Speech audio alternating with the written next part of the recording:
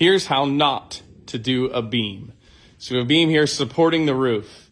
This beam, it comes down, supports onto this beam. Now this beam supports here and then these few studs. Now this beam comes over here, sets onto this beam. Now that transfers the load to the beam out to this side and this side.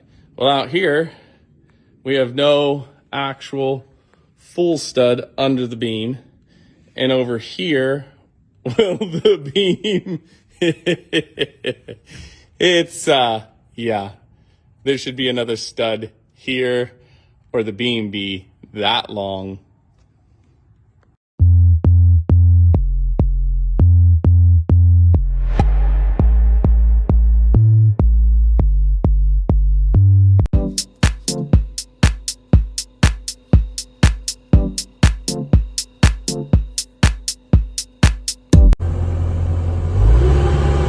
Pro tip, whenever you're turning with your excavator, lift up a few inches and then spin your tracks. You'll save your tracks a lot. I know you professionals know that. Here's your base trim tip of the day.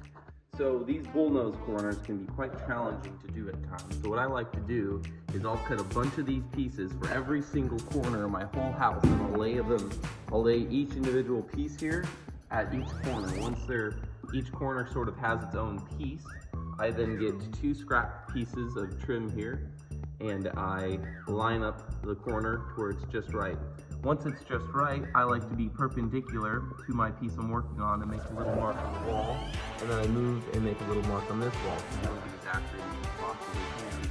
Once I've done that, then I can move on to the next corner and get my 2 marks made. Now that I have these 2 marks here, when I go to measure out my trim, I have a nice pencil mark to measure out to. Once I nail everything together, it'll be nice and perfect. I hope this helps. Did you know the laundry room has an exhaust fan, not for stink, but because there's a lot of moisture? It's really important to have it go out the roof. If you've got an older house and it doesn't go out the roof, you can end up with mold up there in the plywood.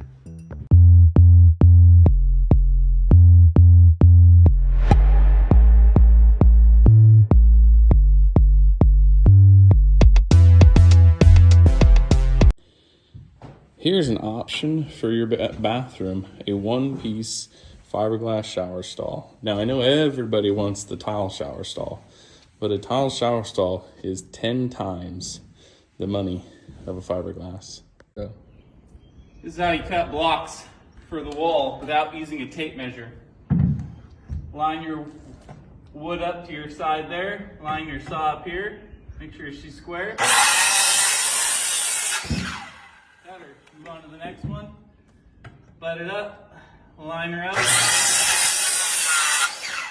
Better. Now you got yourself perfect blocks.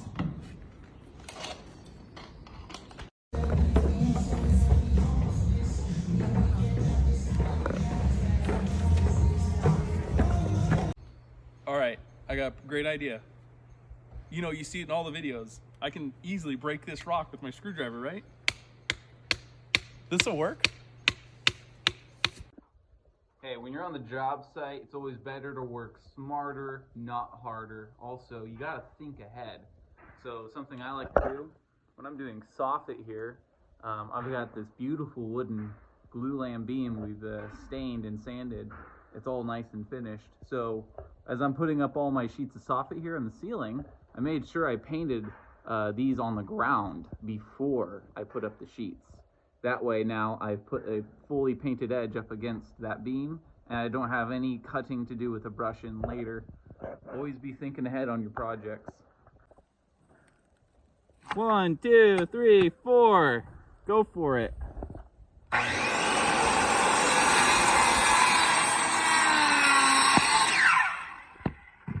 Never cut one piece of siding, right? Right, Anthony? Right? Yes, right.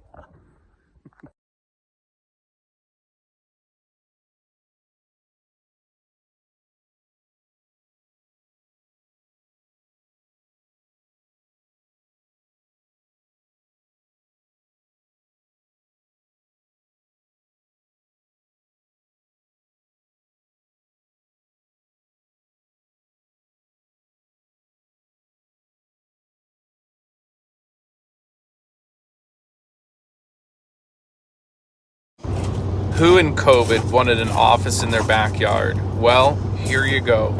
We put this office in the backyard. It came out great. Now you can go in the backyard, do your office work, not be bothered by the family. Awesome.